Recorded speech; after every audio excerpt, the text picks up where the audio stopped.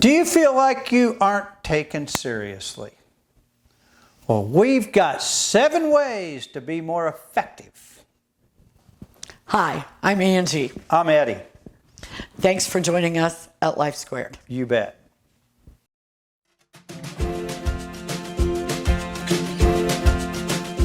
Welcome to Life Squared, brought to you by the Perfectly Imperfect Network, from imperfect folk everywhere. I don't care what it is you do. Right. You want to be effective at what you do. When you're not effective, it's just downright depressing. It is. Probably there isn't much that's more depressing No. than No. knowing you did something and you got Nothing. 0 at the bottom. Zilch. Yeah, zilch. So number 1, remember to focus on what you can control. You cannot control everybody and everything. No, you cannot. And focusing on things you can't control is counterproductive. Exactly. You know, you can't completely control other people. Nope. You can't control the weather. Nope. Boy, I wish we could. Yeah, me too. We would cut down on the rain this year. Yes, a we little would. bit. But we'd make it a little warmer. More sun. You got to be proactive. Yeah. Part of not trying to control everything is to be proactive in what you can do. Right. And there is nothing less active than complaining. Oh. I mean, if you're complaining, nothing's happening. You're spinning. And people don't want to hear it. No. They really don't want to hear it. And believe me, sometimes I complain, you know, and I really later go, why did I do that? Yeah. Where did it get me? Right. It took away from my effectiveness. Oh, yeah. We all do it. We do. Number 2, 2. set boundaries. Now, I've been working at home for a lot of years, Yeah. Shit. and there are a lot of issues with working at home. Yeah. And that, for one, sometimes people think you're sitting around eating bonbons. Yeah. You know, but you really do have a schedule. Now, She's not. in the past couple of years, a lot of people have started working at home. Lots. They're balancing kids. They're trying to get work done from home. They've got phones ringing. They want kids to be quiet. Right.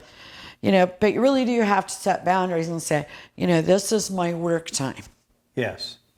You know, I can't take you to the store right now. Right. I can't, you know, take your call right now. I'm on a conference call, or, you know, set boundaries, not just at home, but I mean, you have them at the office. Oh, yes. Somebody stops by, you got 4 or 5 people, Yeah.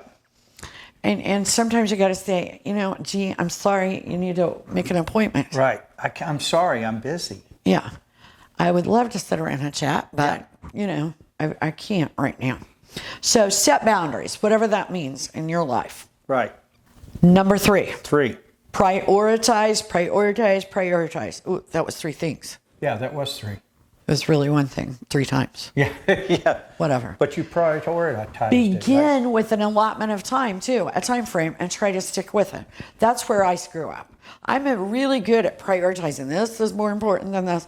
But then when I get started on this, I stay there too long sometimes. Oh, if I can just, you know, give me another 30 minutes and I'll get finished. Right. You True. know, next thing you know, 3 days, I'm in the same clothes. No, No, that doesn't happen anymore. But when I No. was writing, it almost kind of did. did. It did happen like Almost that. did. So make sure you prioritize. Right. Number 4, understand so you can be understood.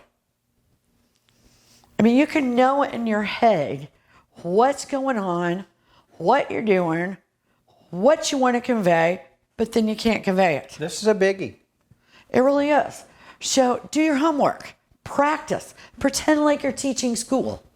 That's a great way to, you know, be prepared and practice to make someone else understand. Right. You know, use Google to gather up some facts. Exactly. But how you make do it. sure you understand, because also people are going to ask you questions. You betcha. Nowadays, because there is so much info, they can know as much as you can by Googling it. That's very true. So you have to be more informed. Exactly. Number 5, my favorite. Mine too. Synergize. Co-op. Okay? Bounce ideas off another person. Yeah. That's exactly what you have to do. You know, my dad, when I was a kid, used to say this saying all the time. 2 heads are better than 1, even if one's a blockhead. Well, all through my life, I thought, well, when I was growing up, I thought, how stupid is that? How do you talk to a blockhead? You're not going to get anything back. They don't answer. You know, you might as well be talking to a piece of furniture. Well, he was right, because just the idea of them listening and communicating with you, points will come up. You will look at things differently. And believe it or not, they're liable to come up with a good idea or a different way of looking at it that you never even thought of. Exactly. And this just happened to me last week with one of Brent, one of the guys that edits for us. I called him and I said, you know what? I just need you as a sounding board for a moment, because I know if I say this to you, we're going to solve this problem I have with the story I'm writing. Right. And sure enough, Like that. 5 minutes. We have been spending 3 or 4 weeks trying to figure out how this character was going to be. Yep. And they figured it out like that. Just a different look. Yeah, it was. And it was almost like it just rolled out. He came up with an idea. Yep. We added to it. It worked out. Yep. Zap. Number 6, eliminate what holds you back. We had this problem this summer, Big and time. we waited way too long Yes, to we eliminate what was holding us back. Sometimes very hard. Sometimes that means that you've got to take somebody off of a project. You have to eliminate a part of the project. You have to change the project. I think we had all 3 happen this summer. Well, we did. And We really did. I'm going to show you my age. Barney Fife on the Andy Griffith Show. And Barney's favorite saying was, nip it in the bud. He always said that because that is true. Eliminate it as soon as possible, and you will have a much happier life and be much more successful. Yeah, that's for sure. 7. My favorite. Celebrate your wins. Celebrate your small wins. Because life's a journey. Yes, it is. Okay, you can't just celebrate the end product or the end success. You've got to go through your life celebrating the small stuff. Win every day. One little win. Exactly.